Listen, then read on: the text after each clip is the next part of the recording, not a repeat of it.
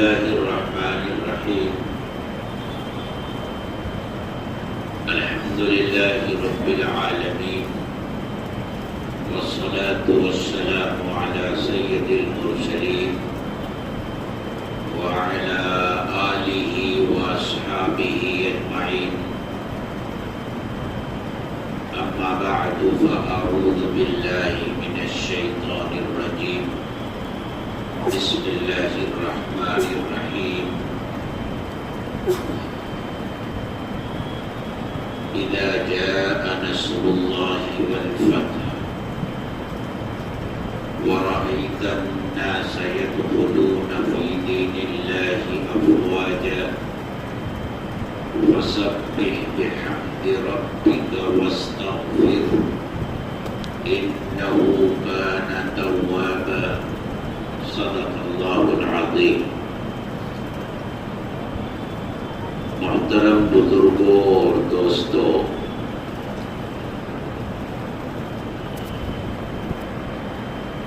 یہ سورت جس کی تلاوت میں نے کی ہے اس کا نام سورہ نصر ہے۔ یہ مکی سورت، یہ مدنی سورت ہے اور اس میں کل 3 آیتیں ہیں۔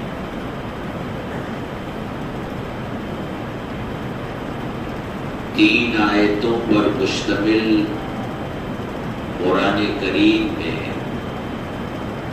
کل 3 سورتیں ہیں۔ سورہ عصر، سورہ کوثر اور یہ سورہ نصر۔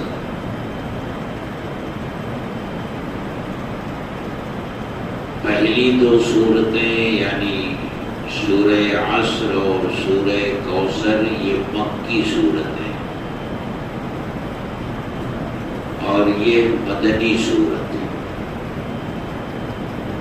مکی اور مدنی ہونے کا مطلب یہ ہوتا ہے کہ قرآن کریم کی جو سورتیں یا آیتیں آپ کے مدینہ منورہ تشریف لانے سے پہلے نازل ہوئی وہ مکی کہلاتی ہے، چاہے مکہ میں رہتے ہوئے نازل ہوئی یا آپ مکہ سے باہر کہیں گئے ہوئے ہوں اور وہاں نازل ہوئی۔ مدینہ تشریف لانے سے پہلے جو سورتیں یا آیتیں نازل ہوئی وہ مکی کہلاتی ہیں، اور مدینہ تشریف لے آنے کے بعد جو سورتیں یا آیتیں نازل ہوئی وہ مدنی کہلاتی ہیں، چاہے مدینہ میں نازل ہوئی ہوں یا آپ کسی سفر میں رہے ہوں وہاں نازل ہوئی۔ تو یہ سورہ نصر جو میں نے تلاوت کی ہے یہ مدنی سورت ہے۔ فتح خیبر کے بعد اور فتح مکہ سے پہلے یہ سورت نازل ہوئی ہے۔ اس سورت کا ترجمہ کیا ہے یہ میں بعد میں ذکر کروں گا۔ سب سے پہلے ہمیں یہ سمجھنا ہے کہ اس سورت کا پیغام کیا ہے اور اس سورت سے ہمیں کیا سبق ملتا ہے۔ سب سے پہلا سبق جو یہ سورت ہمیں دیتی ہے کہ اس دنیا میں یا اس دنیا کے بعد آخرت کی زندگی میں ایمان والوں کو جو بھی کامیابی ملتی ہے وہ اللہ کی مدد اور اس کی نصرت سے ملتی ہے۔ مومن کی اپنی کوشش، اس کی اپنی محنت، اس کی اپنی جد و جہد یہ سبب کے درجے میں تو ہوتی ہے، لیکن اس پر کامیابی نہیں ملتی، کیونکہ کوشش، محنت اور جد و جہد پر اگر کامیابی ملا کرتی تو جو سب سے زیادہ کوشش کرتا، سب سے زیادہ محنت کرتا، اسے بڑی کامیابی ملنی چاہیے۔ لیکن ہم اس دنیا میں دیکھتے ہیں کتنے لوگ ایسے ہوتے ہیں جو پوری زندگی محنت، کوشش، جد و جہد کرتے ہوئے گزار دیتے ہیں، لیکن ان کو کوئی خاص کامیابی نہیں ملتی۔ اور کچھ لوگ ایسے ہوتے ہیں جن کی زندگیوں میں بظاہر کوئی جد و جہد نظر نہیں آتی، لیکن وہ کامیاب ہوتے ہیں۔ تو اللہ تعالی کی طرف سے یہ بتا دیا گیا کہ کامیابی اللہ کی مدد کے بغیر نہیں ملتی، اور اللہ کی مدد کیسے ملتی ہے؟ اللہ کی اطاعت اور اللہ کی فرما برداری کرنے سے اللہ کی مدد حاصل ہوتی ہے۔ اللہ کی مرضیات کو جو بندہ پورا کرتا ہے، اللہ کے بھیجے ہوئے دین پر جو بندہ چلتا ہے، اللہ اپنے اس بندے کی مدد فرماتے ہیں، اور اللہ جب مدد فرماتے ہیں تو کامیابی ملتی ہے۔ یہ اس سورت کا پہلا پیغام ہے، اور اسی بنیاد پر شاعر نے ایک بات کہی ہے، فضائے بدر پیدا کر فرشتے تیری نصرت کو اتر سکتے ہیں گردوں سے قطار اندر قطار بھی۔ اللہ تعالیٰ نے جنگ بدر میں ایمان والوں کی مدد کے لیے آسمان سے فرشتے بھیجے تھے، اور کئی ہزار کی تعداد میں وہ فرشتے آئے تھے، جس کا نتیجہ شاندار کامیابی کی شکل میں ملا۔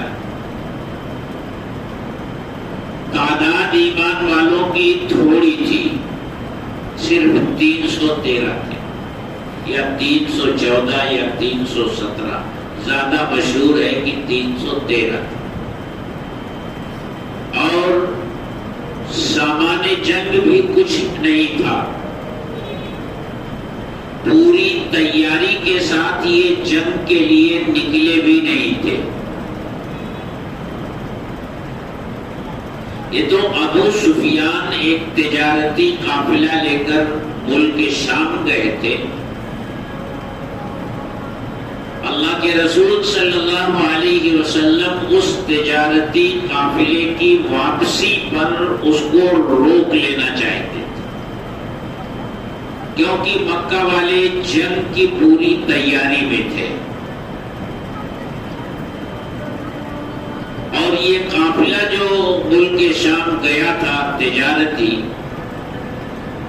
اس میں ایک مقصد مکہ والوں کا یہ بھی تھا کہ اس قافلے کے ذریعے جو آمدنی ہوگی، جو نفع حاصل ہوگا، ہم اسے جنگ کی تیاری میں خرچ کریں گے۔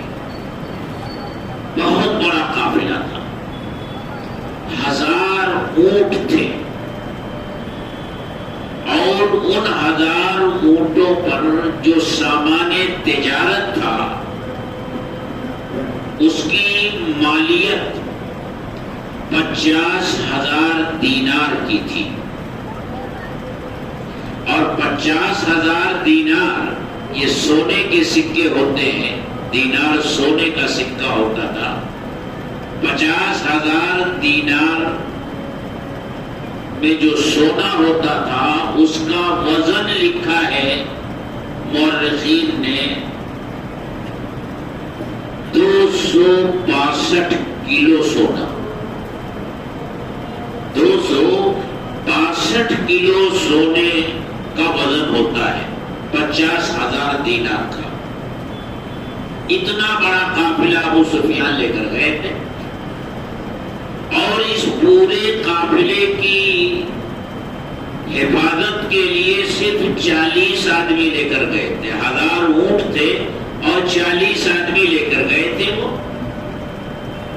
جبکہ مکہ کے اندر، جبکہ عرب کے اندر قافلوں کو لوٹ لینا، قافلہ والوں کو قتل کر دینا، یہ تو وہاں کا رواج تھا۔ لیکن مکہ والوں کو اللہ تعالیٰ نے یہ مقام اور مرتبہ بیت اللہ شریف کی وجہ سے عطا فرمایا تھا، اور لوگوں کے درمیان ان کا مقام یہ تھا کہ لوگ ان کے آنے جانے والے قافلوں سے چھیڑ چھاڑ نہیں کرتے تھے۔ پورے سال میں مکہ والوں کے 2 سفر ہوتے تھے، ایک ملک شام کی طرف، ایک ملک یمن کی طرف۔ شام میں ٹھنڈک ہوتی ہے تو وہاں گرمی کے موسم میں جاتے تھے، یمن میں گرمی ہوتی ہے تو وہاں ٹھنڈک کے موسم میں جاتے تھے۔ بڑے بڑے قافلے لے کر چلتے تھے، اور چونکہ مکہ المکرمہ کو ایک مرکزی حیثیت حاصل تھی، عرب کے قبائل مختلف موقعوں پر مکہ آتے تھے، اس لیے بڑے بازار مکہ میں لگتے تھے، تو یہ جو سامان لاتے تھے پھر یہاں سے پورے عرب میں وہ سامان جاتا تھا۔ بڑا ان کا تجارتی سرمایہ تھا۔ اللہ کے رسول صلی اللہ علیہ وسلم نے ارادہ فرمایا کہ ابو سفیان کے اس قافلے کو روک لیا جائے، تاکہ مکہ والے جو مدینے پر حملے کی تیاری کر رہے ہیں ان کو اس ناپاک ارادے سے باز رکھا جا سکے۔ آپ نے صحابہ کے درمیان اس کا تذکرہ کیا، اور آپ نے ارشاد فرمایا جس کو ہمارے ساتھ چلنا ہے چلے۔ ایک تجارتی قافلے کو روکنا تھا، کسی مسلح لشکر سے کوئی مقابلہ نہیں تھا، اس لیے جو لوگ تیار ہوئے ان کی تعداد 313 تھی، بہت سارے لوگ نہیں گئے۔ اللہ کے رسول صلی اللہ علیہ وسلم جب قافلہ لے کر نکلے تو ابو سفیان بہت چوکنا تھے، وہ یہ خطرہ محسوس کر رہے تھے کہ کہیں مسلمان ہمارے قافلے کو روک نہ لے۔ ایک جگہ سے گزرے تو وہاں انہوں نے اونٹ کی میگنی پڑی ہوئی دیکھی، اس میگنی کو اٹھا کر کے انہوں نے توڑا تو اس میں کھجور کی گٹھلی نکلی۔ وہ خطرہ بھاگ گئے اور قافلے والوں سے کہا کہ دیکھو محمد صلی اللہ علیہ وسلم ہمارے تعاقب میں ہے، یہ میگنی جس اونٹ کی ہے وہ مدینے کا ہے، اور یہ گٹھلی کھجور کی گٹھلی ہے اور مدینے کے کھجور کی گٹھلی ہے۔ لہذا پہلا کام تو انہوں نے یہ کیا کہ راستہ بدل دیا، دوسرا کام یہ کیا کہ ایک آدمی کو مکہ کی طرف دوڑا دیا کہ مکہ والوں کو خبر دو کہ اگر اپنے قافلے کی حفاظت چاہتے ہو تو جتنی جلدی ہو سکے پہنچو۔ مکہ میں یہ خبر پہنچی تو ابو جہل اور دوسرے سرداران مکہ نے پوری تیاری کی اور 1000 کا لشکر لے کر کے وہ مکہ سے ادھر نکلے۔ ابو سفیان جب بچ کر نکل گئے تو پھر انہوں نے خبر بھیجی کہ اب کوئی خطرہ نہیں ہے، ہم بچ کر چلے آئے۔ اب مکہ کی طرف سے آنے والے لشکر میں دو رائے ہو گئی کہ ہمارا قافلہ سلامتی کے ساتھ نکل آیا ہے، اب ہمیں آگے جانے کی ضرورت نہیں ہے۔ لیکن ابو جہل اس نے کہا نہیں، اب تو دو دو ہاتھ کیے بغیر ہم واپس نہیں جائیں گے۔ وہ آگے بڑھے اور ادھر اللہ کے رسول صلی اللہ علیہ وسلم کو اطلاع ہو گئی کہ قافلہ تو نکل گیا اور مکہ کا ایک زبردست لشکر جو ہر طرح کے سامان جنگ سے لیس ہے وہ چلا آ رہا ہے۔ اب یہ لشکر کہاں رکے گا؟ ہم اس لشکر کا مقابلہ اگر نہیں کرتے ہیں تو یہ بھی ممکن ہے کہ یہ لشکر مدینہ پہنچ جائے، مدینے پر چڑھائی کر دے۔ آپ کسی لشکر سے مقابلے کے لیے تو نکلے نہیں تھے، کوئی تیاری نہیں تھی۔ اچانک یہ صورتحال پیش آئی تو آپ نے مشورہ کی مجلس طلب کی اور کہا لوگوں مجھے مشورہ دو۔ حضرت ابو بکر صدیق رضی اللہ تعالی عنہ کھڑے ہوئے، بڑی جانثارانہ تقریر کی۔ حضرت عمر فاروق رضی اللہ تعالی عنہ کھڑے ہوئے، انہوں نے بہت جانثارانہ تقریر کی۔ حضرت مقداد رضی اللہ تعالی عنہ کھڑے ہوئے اور انہوں نے عرض کیا کہ اے اللہ کے رسول، ہم بنی اسرائیل کی طرح نہیں ہیں کہ جب اللہ نے حضرت موسیٰ علیہ السلام کو حکم دیا تھا کہ بنی اسرائیل کو ساتھ لے کر قوم جبارین سے جہاد کرو اور ان کے قبضے سے اپنی سرزمین کو چھڑا لو، تو بنی اسرائیل نے موسیٰ علیہ السلام سے کہا تھا اذهب انت وربك فقاتلا انا هاهنا قاعدون۔ موسیٰ تم چلے جاؤ، تمہارا پروردگار چلا جائے، لڑ بھیڑ لو، میدان صاف ہو جائے گا، تب ہم آئیں گے۔ اس قوم سے مقابلہ کرنے کی ہمت اور جرأت ہمارے اندر نہیں ہے۔ اے اللہ کے رسول، ہم ایسا نہیں کہیں گے، ہم تو آپ کے ساتھ ہیں ہر حال میں، ہم آپ کے سامنے سے لڑیں گے، دائیں سے لڑیں گے، بائیں سے لڑیں گے، پیچھے سے لڑیں گے۔ اگر آپ ہمیں برکے غمات تک بھی جانے کا حکم دیں، دور کی منزل ہے، تو ہم وہاں بھی چلے جائیں۔ اللہ کے رسول صلی اللہ علیہ وسلم بہت خوش ہوئے۔ پھر اس کے بعد آپ نے فرمایا اے لوگوں مجھے مشورہ دو۔ ابو بکر کا مشورہ آیا، عمر کا مشورہ آیا، مقداد کا مشورہ آیا، پھر بھی آپ کہہ رہے ہیں لوگوں مجھے مشورہ دو۔ انصار مدینہ سمجھ گئے، یہ تینوں صحابی جو کھڑے ہوئے تھے یہ مہاجرین میں سے تھے، اور 313 میں بڑی تعداد انصار مدینہ کی تھی۔ اور جب اللہ کے رسول صلی اللہ علیہ وسلم ہجرت کر کے مدینہ تشریف لانے والے تھے تو انصار مدینہ سے جو معاہدہ قرار پایا تھا وہ یہ تھا کہ اگر مدینے کے اوپر کوئی دشمن چڑھائی کر کے آئے گا تب ہم آپ کا ساتھ دیں گے۔ اس میں یہ شک موجود نہیں تھی کہ مدینے سے باہر نکل کر بھی ہم آپ کی مدد کریں گے اور آپ کے دشمن سے لڑیں گے۔ تو اللہ کے رسول صلی اللہ علیہ وسلم کی خواہش یہ تھی کہ یہ تو مہاجرین کے جذبات ہیں، ابھی انصار میں سے کوئی صاحب کھڑے نہیں ہوئے ہیں، ان کی رائے کیا ہے؟ تو آپ فرما رہے ہیں اشیروا علیہ، لوگوں مجھ کو مشورہ دو۔ حضرت سعد بن معاذ رضی اللہ تعالی عنہ سمجھ گئے، کھڑے ہوئے اور عرض کیا کہ اے اللہ کے رسول، شاید آپ کا روئے سخن ہماری طرف ہے، آپ ہماری رائے جاننا چاہتے ہیں۔ آپ نے ارشاد فرمایا جی۔ تو حضرت معاذ ابن جبل رضی اللہ تعالی عنہ نے جو تقریر فرمائی ہے وہ حدیث اور سیرت کی کتابوں میں ان کی پوری تقریر درج ہے، جس کا خلاصہ یہ ہے کہ اللہ کے رسول ہم آپ کے اوپر ایمان لائے، ہم نے آپ کا کلمہ پڑھا ہے، آپ کی اطاعت اور فرما برداری ہمارا فرض ہے۔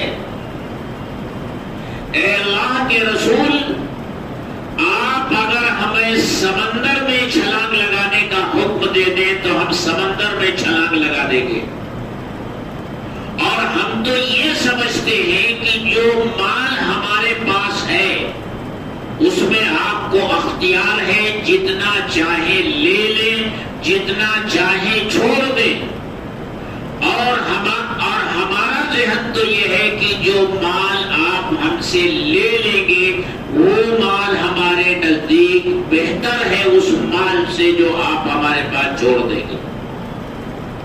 اللہ کے رسول صلی اللہ علیہ وسلم کا چہرے انور خوشی سے دمک اٹھا، اور آپ نے ارشاد فرمایا کہ اے لوگوں اب آگے بڑھو، اللہ نے دو چیزوں میں سے ایک کا وعدہ فرمایا ہے، یا تو قافلہ اور یا تو جنگ کی صورت میں فتح۔ قافلہ تو نکل گیا، اب آگے بڑھو۔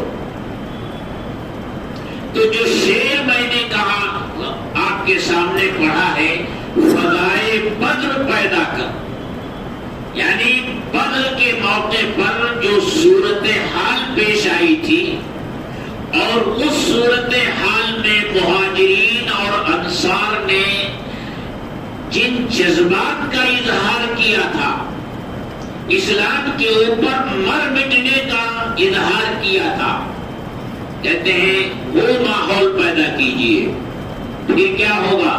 فضائے بدر پیدا کر فرشتے تیری نصرت کو اتر سکتے ہیں گردوں سے قطار اندر قطار ربی۔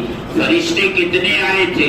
بعض روایتوں میں 1000، بعض روایتوں میں 3000، بعض روایتوں میں 5000 فرشتے آئے تھے۔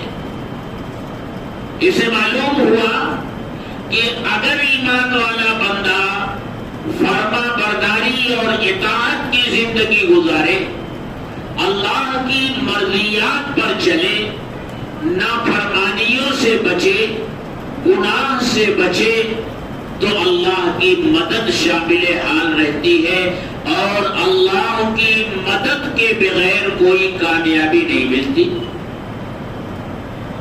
اور ضابطہ یہ ہے ان تنصروا اللہ ینصرکم ویثبت اقدامکم، اگر تم اللہ کی مدد کرو گے تو اللہ تمہاری مدد کرے گا۔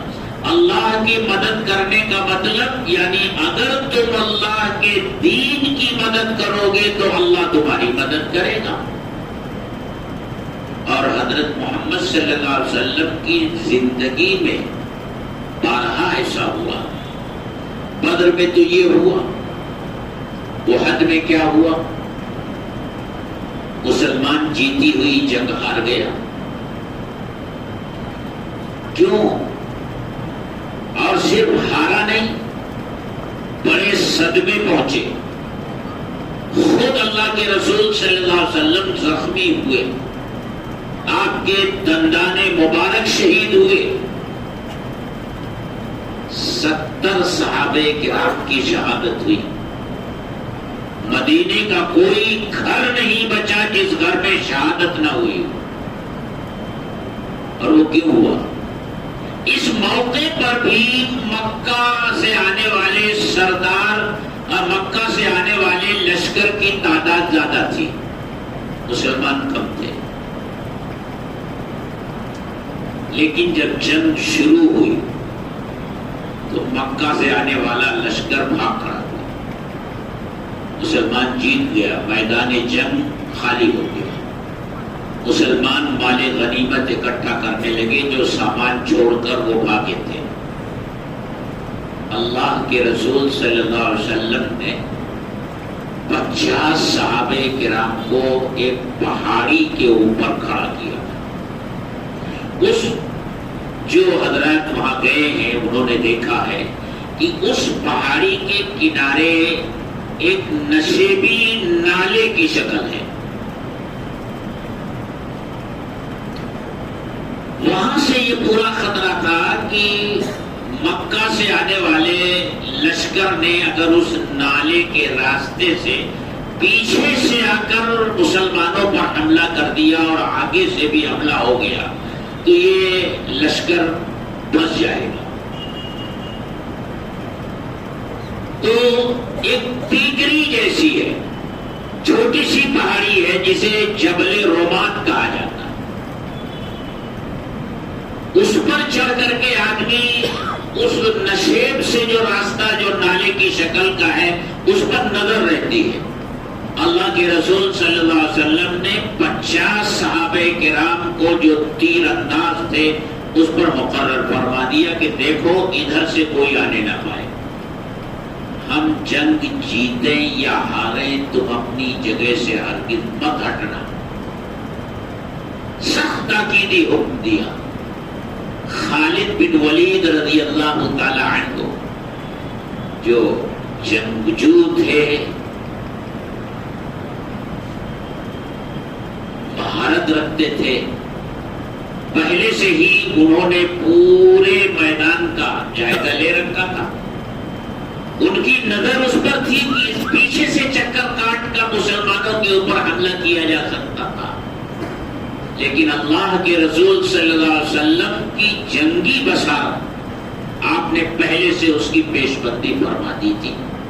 خالد بن ولید نے کئی مرتبہ اس طرف سے آنے کے لیے سوچا، لیکن 50 صحابہ کرام کھڑے تھے، اوپر تھے، نیچے سے گزرنے والا کوئی شخص محفوظ نہیں رہ سکتا. لیکن جب میدان خالی ہو گیا تو اب یہ جو 50 تھے آپس میں اختلاف کرنے لگے کہ بھئی ہمیں بھی چلنا چاہیے، ہمارے ساتھی مال غنیمت اکٹھا کر رہے ہیں، ہم بھی ان کی مدد کریں. ان کے امیر نے کہا دیکھو ہرگز نہیں، آپ نے ہمیں تاکیدی حکم دیا ہے کہ ہم یہاں سے ہرگز نہ ٹلیں میدان میں چاہے جو کچھ ہو. لیکن 40 لوگ اتر گئے، صرف 10 بچے اور امیر بچے. خالد بن ولید رضی اللہ تعالی عنہ نے جاتے جاتے ایک نظر دیکھی تو ان کو ٹیلا خالی ملا اور صرف 10 آدمی نظر آئے. سواروں کا دستہ ان کے زیر کمان تھا. اپنے سواروں کو لے کر وہ پیچھے سے آئے. یہ 10 ان کے طوفانی دستے کا کیا مقابلہ کر سکتے تھے، سب شہید ہو گئے. اور ادھر مسلمان بے خبری میں مال غنیمت جمع کر رہا تھا، پیچھے سے آئے اور پیچھے سے حملہ کر دیا.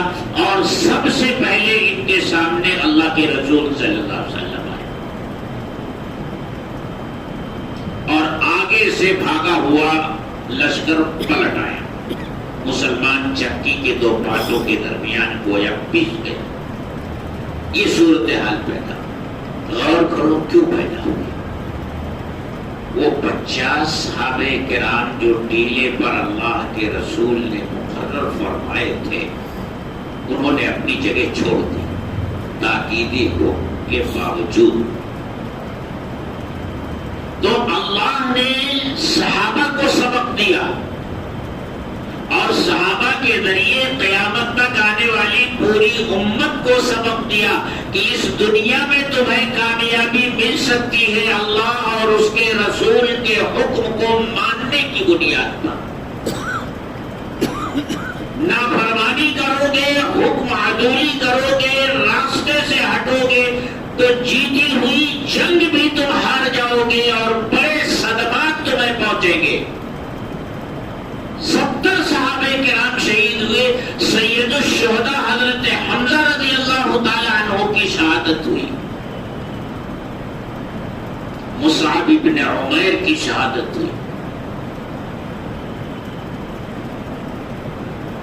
ایک طرف یہ ہے مکہ فتح ہوا، اس کے بعد غزوہ حنین ہوا. یہ پہلا موقع تھا کہ مسلمانوں کی تعداد دشمن سے زیادہ تھی. آپ جب نکلے ہیں مکہ سے فوج لے کر کے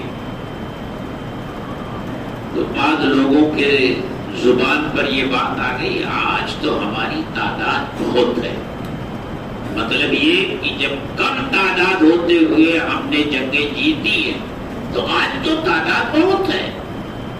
پھر ہوا کیا؟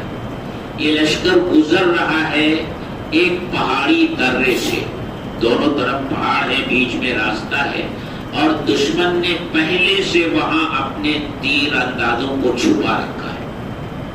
یہ لشکر جیسے ہی اس پہاڑی درے میں داخل ہوا، تیروں کی بوچھار چاروں طرف سے شروع ہو گئی، پورا لشکر بھاگ کھڑا ہوا،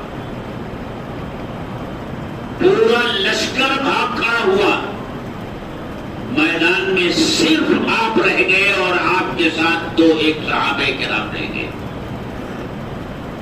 اس موقع پر دنیا نے آپ کی شجاعت اور بہادری کی مثال دیکھی، پورا لشکر بھاگ چکا ہے پیچھے سے، آپ تنہا ہیں، جس جانور پر سوار ہیں دو صحابہ کرام اس کی نکیل پکڑے ہوئے ہیں کہ کہیں آپ دشمن کی طرف آگے نہ بڑھ جائیں، لیکن آپ اس جانور کو ایڑیاں لگا رہے ہیں اور دشمن کی طرف آگے بڑھ رہے ہیں، اور آپ کی زبان پر یہ نعرہ ہے انا نبی لا کذب، انا ابن عبد المطلب، اے لوگوں سن لو میں اللہ کا نبی ہوں، میں جھوٹا نہیں ہوں، میں عبد المطلب کا بیٹا محمد ہوں۔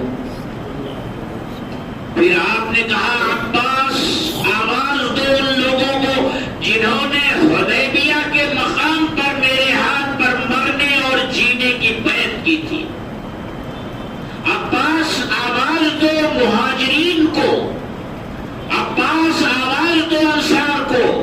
حضرت عباس رضی اللہ تعالی عنہ کی آواز بلند تھی، آواز لگائی، جس کان میں آواز پڑی وہی پیر رک گئے اور لوگ پلٹے، پھر جنگ ہوئی اور اللہ تعالیٰ نے فتح نصیب کیا۔ قرآن کہتا ہے وَيَوْمَ حُنَيْنٍ إِذْ أَعْجَبَتْكُمْ كَثْرَتُكُمْ فَلَمْ تُغْنِ عَنْكُمْ شَيْئًا وَضَاقَتْ عَلَيْكُمُ الْأَرْضُ بِمَا رَحُبَتْ ثُمَّ وَلَّيْتُمْ مُدْبِرِينَ۔ حنین کا دن یاد کرو جب تمہیں اپنی کثیر تعداد پر بڑا گھمنڈ ہوا تھا، صورتحال یہ پیش آئی کہ زمین تمہارے اوپر تنگ ہو گئی، تمہیں بھاگنے کے لیے جگہ نہیں مل رہی تھی، ثم ولیتم مدبرین، اور تم پیٹ پھیر کر بھاگ کھڑے ہوئے۔ تو بتا دیا اللہ نے کہ کثرت، تعداد کی زیادتی، سامان جنگ کی زیادتی تمہاری کامیابی کی کبھی ضمانت نہیں ہو سکتی۔ بے سر و سامان تھے، کچھ نہیں تھا تمہارے پاس، لیکن فرما برداری کے جذبات تھے، اللہ نے اس وقت کے بڑے لشکر پر تمہیں فتح نصیب فرمائی، 70 کو قتل کیا اور 70 کو باندھ کر مدینہ لائے، اور تعداد کثیر ہونے کے باوجود بھاگ کھڑے ہوئے۔ یہ تربیت کی جا رہی ہے امت کی۔ تو یہ سورت جو میں نے پڑھی ہے سورہ نصر، اس کا پہلا سبق ہے کہ اللہ کی مدد کے بغیر کوئی کامیابی نہیں ملتی۔ ایمان والوں کو جو سب سے بڑی کامیابی ملی ہے وہ مکہ کی فتح ہے۔ سوچئے ذرا کہ جب مکہ سے یہ حضرات ہجرت کے ارادے سے نکلے تھے تو کس طرح نکلے تھے؟ چھپ چھپ کر رات کی تاریکیوں میں، کہ مکہ والوں کو خبر نہ ہو جائے، اپنا سب کچھ چھوڑ چھاڑ کر بے سر و سامانی کی حالت میں وہاں سے نکلے تھے، اور خود اللہ کے رسول صلی اللہ علیہ وسلم نے کس طرح سفر ہجرت فرمایا تھا۔ مکہ سے نکلنے کے بعد 3 دن تک غار ثور میں آپ روپوش رہے تھے، پھر وہاں سے راستہ بدل کر کے آپ مدینہ پہنچے تھے، اور مکہ والے آپ کو ڈھونڈتے رہے اور یہ اعلان کر دیا کہ جو محمد کو زندہ یا مردہ لائے گا اس کو انعام میں 100 اونٹ دیے جائیں گے. کتنے لالچیوں نے آپ کا تعاقب کیا. اس حالت میں آپ مکہ سے نکل رہے اور نکلتے وقت آپ نے کیا کہا تھا؟ مکہ تو مجھے دنیا کے سارے شہروں سے زیادہ عزیز ہے، میں تجھے ہرگز نہ چھوڑتا، لیکن کیا کروں تیرے لوگ یہاں رہنے نہیں دیتے. اتنا تعلق تھا آپ کا مکہ کے ساتھ. پھر 8 سال گزرے ہیں، زیادہ نہیں، 8 سال گزرے ہیں، مکہ فتح ہوگا. وہی مکہ جہاں سے آپ کو نکالا گیا تھا، آپ کا وطن ہے. پھر اسی مکہ میں فاتحانہ داخل ہو رہے ہیں. نکلے تھے تو صرف ابو بکر آپ کے ساتھ تھے اور ابو بکر رضی اللہ تعالی عنہ کا غلام آپ کے ساتھ، 3 آدمی تھے. اور اب جب مکہ فتح کرنے کے لیے نکلے ہیں تو 10,000 صحابہ کرام کی فوج آپ کے ساتھ. جب نکلے تھے تو مکہ والے چاروں طرف پہاڑیوں میں آپ کو تلاش کر رہے تھے، لیکن جب مکہ فتح کرنے کے ارادے سے آپ چلے ہیں مدینہ سے تو مکہ والوں کے اوپر ایسا روب پڑا ہے کہ وہ باہر نکلنے کی ہمت ہی نہیں کر سکے. آپ مکہ میں فاتحانہ داخل ہو رہے ہیں، فاتح کی حیثیت سے داخل ہو رہے ہیں. اور دنیا میں جب کوئی بادشاہ کسی شہر کو فتح کرتا ہے تو ہوتا کیا ہے؟ ملکہ بلقیس نے اپنے عمرا سے کہا تھا جب سلیمان علیہ السلام کے ساتھ کیا کیا جائے، ان سے لڑائی لڑی جائے یا ان کی بات مان کر ان کی دعوت کو قبول کر لیا جائے، تو فوج نے کہا تھا کہ آپ جو حکم دے، آپ جانتی ہیں کہ ہم لڑنے والے لوگ ہیں. تو بلقیس نے کیا کہا تھا؟ ان الملوک اذا دخلوا قرية افسدوها وجعلوا اعزة اهلها اذلة. کہ بادشاہ جب کسی شہر میں داخل ہوتے ہیں تو اس شہر کو تباہ اور برباد کر دیتے ہیں اور باعزت لوگوں کو ذلیل کر دیتے ہیں. دنیا میں جتنی جنگیں لڑی گئی ہر جنگوں میں یہی ہوتا آیا ہے. آج بھی جنگ لڑی جا رہی ہے، دیکھ لیجئے کس طرح کی تباہی ہو رہی ہے. لیکن ایک فتح وہ بھی ہو رہی ہے، اللہ کے رسول صلی اللہ علیہ وسلم مکہ میں داخل ہو رہے ہیں. بجائے دھمکی دینے کے اور کوئی ایسی بات کہنے کے جس سے آپ کی بڑائی کا اظہار ہو رہا ہو، روایت میں آتا ہے کہ آپ مکہ میں اس حال میں داخل ہو رہے ہیں کہ جس اونٹنی پر آپ سوار ہیں آپ کا سر اتنا جھکا ہوا ہے کہ یہ آپ کے داڑھی کی ٹھوڑی یہ آپ کے سینے کو اس طرح لگی ہوئی ہے. کوئی فاتح جب داخل ہوتا ہے تو یوں داخل ہوتا ہے، لیکن اللہ کا رسول مکے میں داخل ہوتا ہے تو سر جھکائے ہوئے داخل ہوتا ہے. اور اعلان ہو رہا ہے کہ جس نے ابو سفیان کے گھر میں پناہ لے لی وہ محفوظ ہے، جس نے اپنے گھر کا دروازہ بند کر لیا وہ محفوظ ہے، جو ہتھیار نہ اٹھائے وہ محفوظ ہے، جو حرم میں پناہ لے لے وہ محفوظ ہے.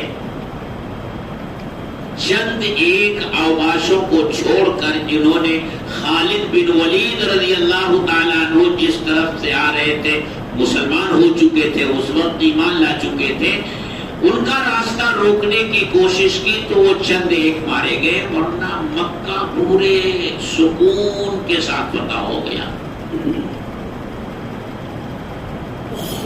تو سب سے بڑی کامیابی فتح مکہ کی تھی، اسی کو قرآن کہتا ہے. اذا جاء نصر اللہ والفتح، جب اللہ کی مدد اور فتح آ جائے، جب اللہ کی مدد اور فتح آ جائے. صرف فتح کا ذکر نہیں کیا جا رہا ہے، پہلے مدد اور نصر کا ذکر کیا جا رہا ہے. یعنی فتح جو آئے گی وہ اللہ کی مدد سے ہی آئے گی، اللہ کی مدد کے بغیر نہیں آئے گی. جب اللہ کی مدد اور فتح آ جائے، وَرَأَيْتَ النَّاسَ يَدْخُلُونَ فِي دِينِ اللَّهِ أَفْوَاجًا، اور آپ لوگوں کو اللہ کے دین میں فوج در فوج داخل ہونا دیکھ لیں. کہ اب یہ صورت ہوگی کہ قافلے کے قافلے آئیں گے مدینے میں اور وہ اسلام کو قبول کریں گے، ایک تانتا سا بن جائے گا.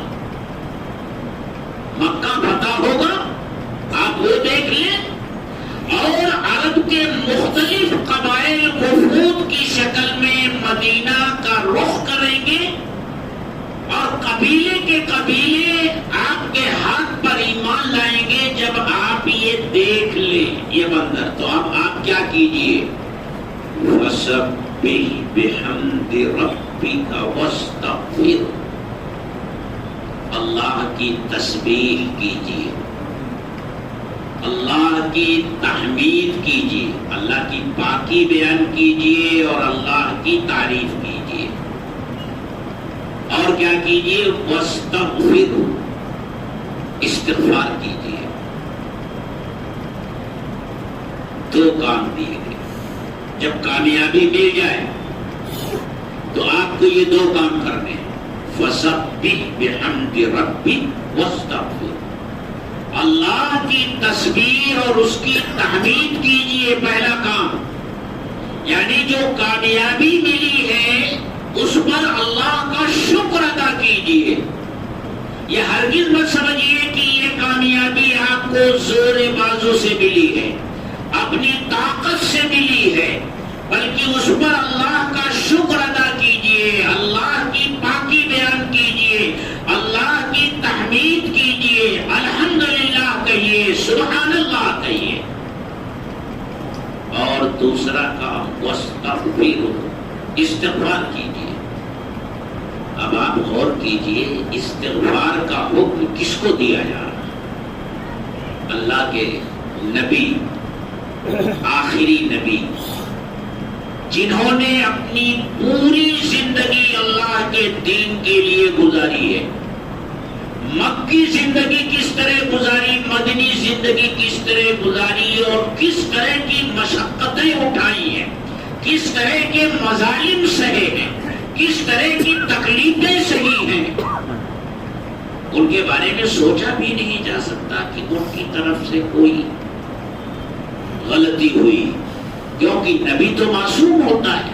پھر بھی کہا جا رہا ہے واستغفروا، استغفار کیجئے. تو یہ اس سورت کا دوسرا پیغام ہے.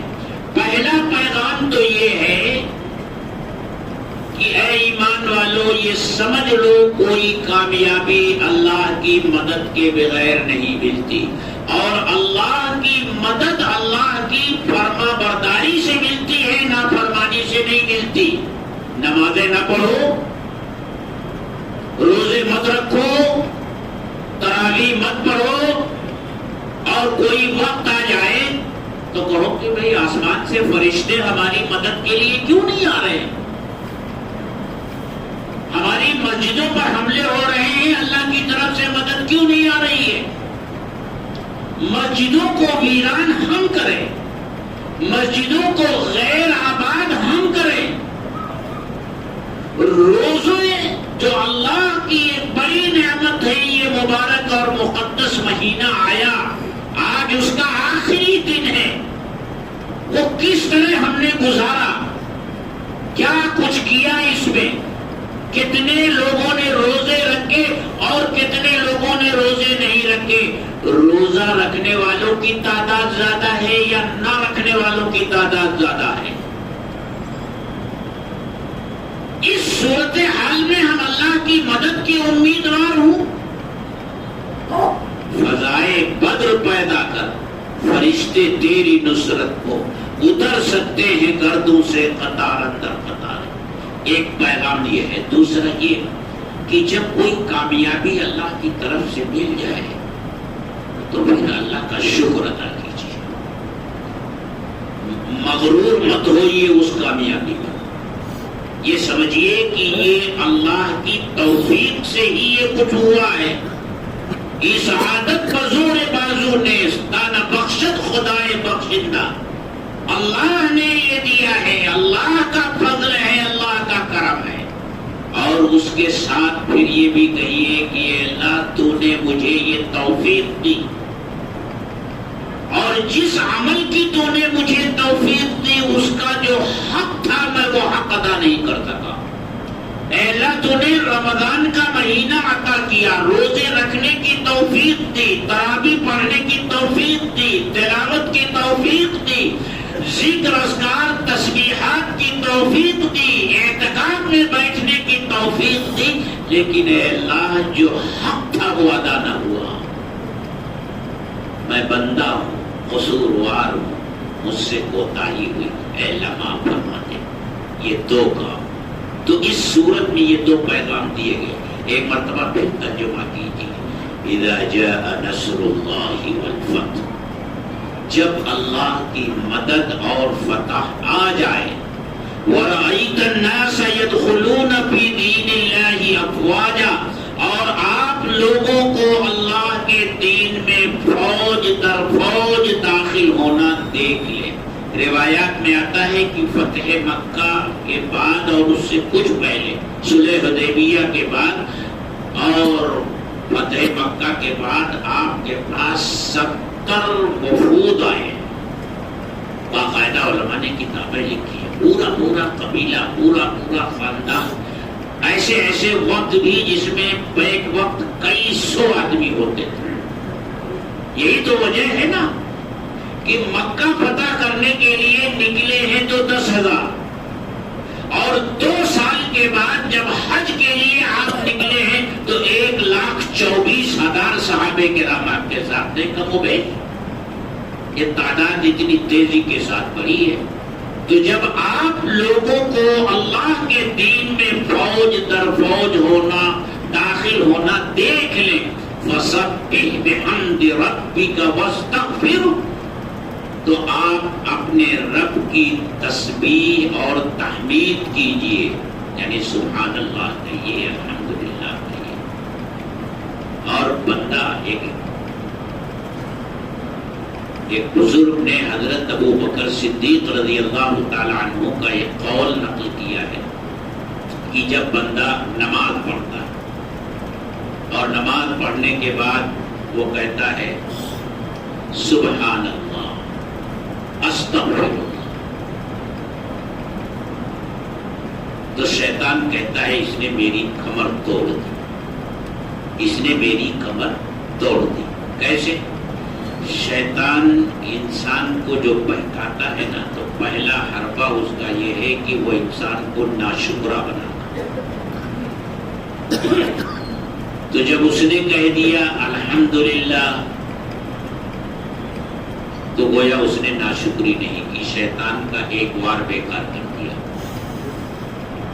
اور دوسرا یہ کہ شیطان انسان کو اس کی نیکیوں پر مغرور بنانے کی کوشش کرتا ہے. تو جب وہ کہتا ہے استغفر اللہ, تو شیطان کا وہ حربہ بھی ناکام ہو گیا. تو شیطان کہتا ہے اس نے میری کمر توڑ دی. تو فرمایا فَسَبِّحْ بِحَمْدِ رَبِّكَ وَاسْتَغْفِرْهُ, اللہ اپنے رب کی تحمید کیجئے, تسبیح کیجئے, اِنَّهُ كَانَ تَوَّابًا, اللہ توبہ کو قبول کرنے والا ہے. اللہ تعالی ہم سب کو عمل کی توفیق عطا فرمائے. اعلان تو آپ پہلے سن چکے ہیں کہ عید الفطر کی نماز انشاءاللہ 8:15 بجے ہوگی. اچھی طرح نہا دھو کر کے آئیے, تھوڑا سا ناشتہ واشتہ بھی کر کے آئیے. عید الفطر میں یہ بھی مستحب ہے کہ کچھ کھا کے آیا کیجیے. کون سی اتنی جلدی رہتی ہے؟ تیاری کر کے آئیے. بھائی بقرعید کا موقع رہتا ہے، ٹھیک ہے، قربانی کرنی ہے تو عید کی نماز تھوڑا تاخیر سے ہونی چاہیے. ہمارے مفتی صاحب بھی یہی کہتے ہیں کہ تھوڑی تاخیر ہو، اطمینان سے آئیے. تو اچھا ایک اعلان اور کرنا ہے. آپ کی جیب کے اوپر تھوڑا سا وزن ڈالنا ہے، بوجھ ڈالنا ہے. پچھلے جمعہ کو بھی اعلان کیا تھا چندے کے لیے، لیکن وہ چندہ نہیں. ابھی رمضان میں ایسا ہوا کہ ایک دن پاور چلی گئی. پہلی تراویح تو کسی طرح ہو گئی تھی، دوسری تراویح کے موقع پر لوگوں نے اندھیرے میں نماز پڑھی، بغیر پنکھے کی نماز پڑھی. ہمارا جنریٹر پرانا ہو چکا ہے، جواب دے چکا ہے، اب وہ اس لائق نہیں رہا. ضرورت ہے مسجد کے لیے، مدرسے کے لیے نئے جنریٹر کی. ایسا جنریٹر جس سے مسجد اور مدرسے کی تمام ضروریات پاور نہ ہونے کی صورت میں پوری ہو سکے. تو ہم نے جو دوسری تراویح یہاں ہوتی ہے، مصلیوں کے سامنے یہ بات رکھی تھی، تو الحمدللہ انہوں نے 1 لاکھ روپے دی. اور یہ 7 سے 8 لاکھ روپے میں اتنا بڑا جنریٹر آئے گا. 1 لاکھ روپے انہوں نے دے دیے. ایک صاحب سے میں نے کہا تو 50,000 روپے انہوں نے دے دیے. ایک صاحب نے 1,000 روپے دے دیے. میں نے ان کی رسید بنا کر کے رکھی ہے، لیکن وہ لے نہیں گئے. اس مجمع میں اگر ہوں تو وہ آ کر کے مجھ سے رسید لے لیں گے. 1,000 روپے انہوں نے دیے تھے. ایک صاحب نے 100 روپے دیے تھے، ان کی رسید بنا کر ان کو دے دی. تو میری آپ تمام حضرات سے گزارش ہے کہ آپ تمام حضرات اس میں تھوڑی تھوڑی مدد کیجیے. ابھی جو جھولی پھرائی جائے گی اس میں زیادہ سے زیادہ ڈالیے. اور انشاءاللہ کل عید کی نماز میں بھی اسی عنوان سے آپ سے درخواست کی جائے گی کہ جنریٹر کے لیے تعاون کیجیے. آج کی جھولی میں جو پیسہ آئے گا وہ جنریٹر کے لیے ہوگا. کل عید میں جو چندہ ہوگا انشاءاللہ وہ بھی جنریٹر کے لیے ہوگا. تو عید میں جب آپ آئیں تو کم سے کم عیدی لے کر آئیں. بچوں کو عیدی دے کر آتے ہیں نا، یہ عیدی بھی لے کر کے آئیں کہ جنریٹر کے لیے آپ مسجد کو عیدی دے رہے ہیں. تو آج بھی وہ ہوگا. اور کچھ کوپن چھپوائے گئے تھے مسجد کے، وہ ابھی میں کہہ کر کے آیا ہوں کہ وہ کوپن لے کر کے وہاں آفس کے سامنے بیٹھ جائیں گے. جن صاحب کو وہ کوپن لینے ہو 10 روپے 20 روپے 100 روپے 200 روپے 500 روپے تک کے شاید کوپن ہیں، جن کو ضرورت ہے وہ کوپن لیتے ہیں. انشاءاللہ وہ کوپن وہاں دستیاب رہے گا. اور یہ جنریٹر کے لیے انشاءاللہ یہ کیا جائے گا.